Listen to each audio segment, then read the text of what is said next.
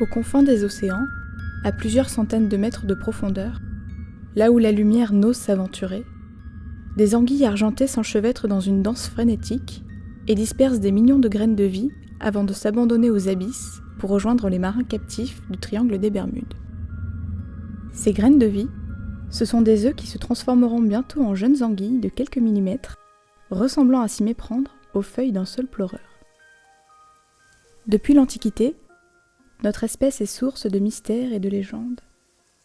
Le philosophe Aristote, n'ayant jamais vu de jeunes anguilles, affirmait que les anguilles sortaient telles des plantes de la terre les jours de pluie.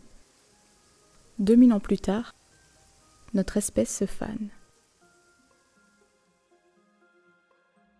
Pourtant, ce n'est pas sur Terre que notre aventure débute, mais dans les grandes profondeurs. Les grands courants nous portent pour traverser l'océan, mais le voyage n'est pas sans danger. Certains de mes compagnons se sont perdus en chemin, et d'autres ont été avalés par des monstres marins.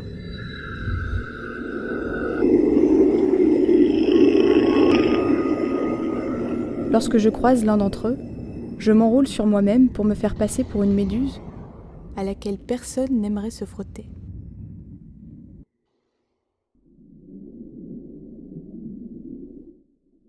Après plus d'1 an à voguer dans l'océan, nous arrivons enfin vers les côtes européennes.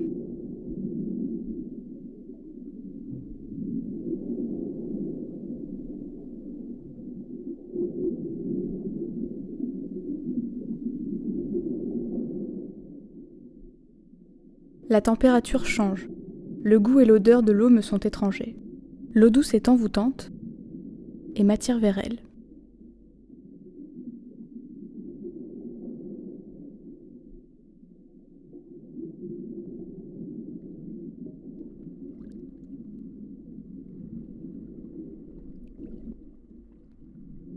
Dans l'estuaire, tout est différent. Nous vivons au rythme des marées, tantôt tapis dans le sable, tantôt portés par le courant.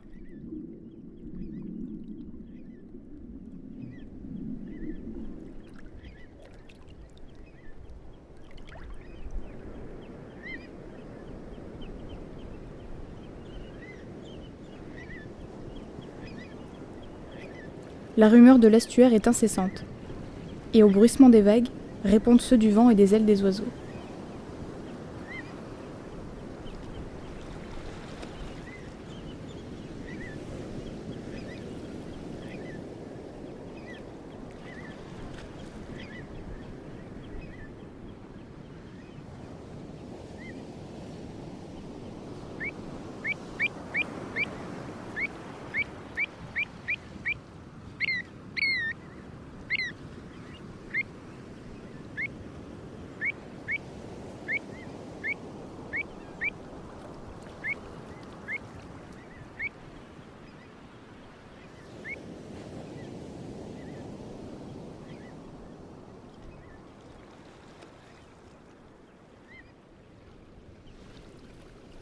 La nuit, nous sortons de nos cachettes dans l'espoir de trouver un petit ver ou une petite crevette à se mettre sous la dent.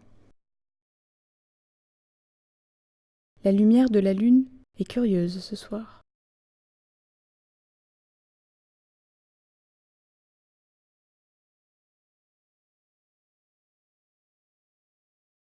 Chaque nuit, nous devons éviter les filets des pêcheurs et des braconniers. Nous sommes l'or transparent.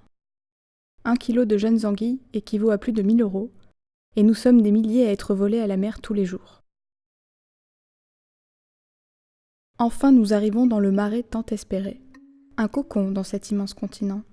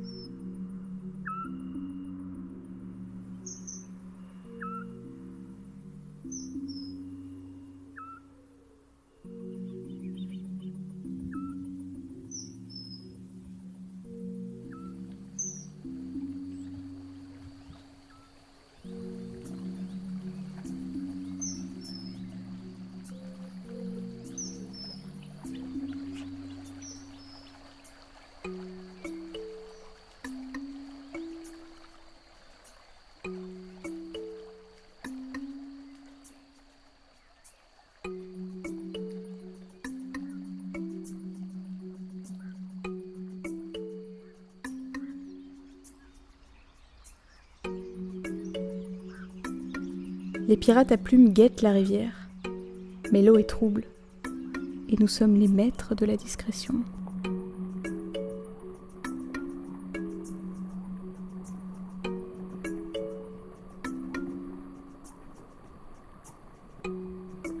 Le groupe que nous formions jusqu'à là avec mes compagnons n'existe plus.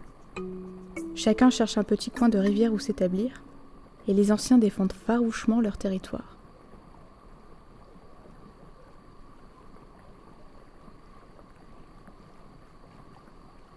De mon côté, j'explore le marais et ses secrets.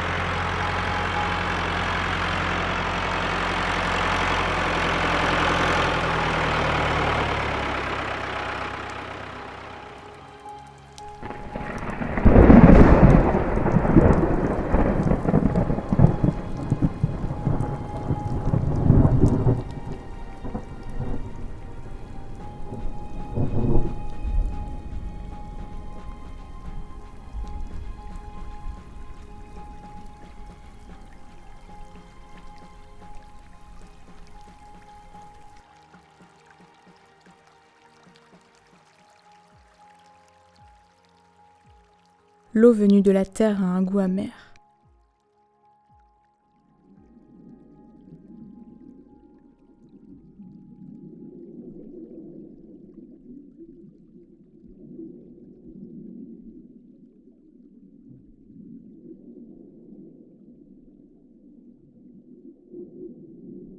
Nos frères, plus petits, chassent dans le marais alors que moi et mes sœurs devons remonter la rivière pour trouver des proies.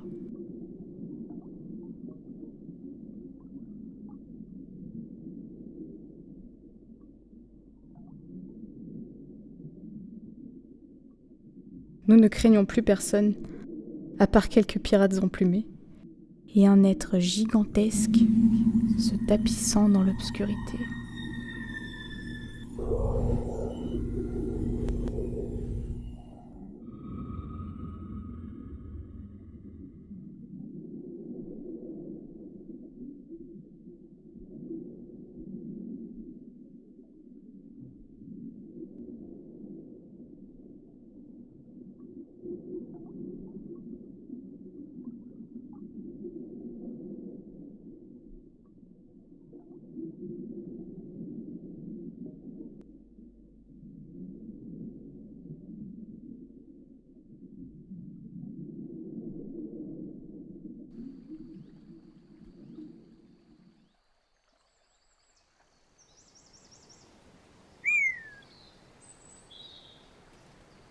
La rivière est parsemée de barrages et nous devons parfois nous aventurer sur la terre pour atteindre notre but.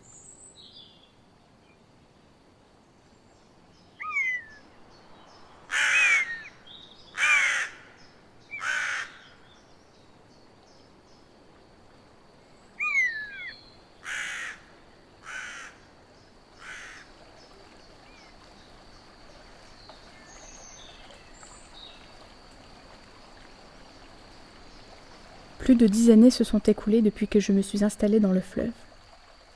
La pluie est incessante depuis maintenant 3 jours. La rivière devient torrent et l'océan nous rappelle à lui. Mes yeux ont grossi et ma peau autrefois jaune est devenue noire. Je peux voir sans être vu dans l'obscurité de l'océan. Des points noirs détectant la profondeur et la direction des courants ornent maintenant mon corps. Il est temps d'entreprendre notre dernier voyage pour retourner là où tout a commencé.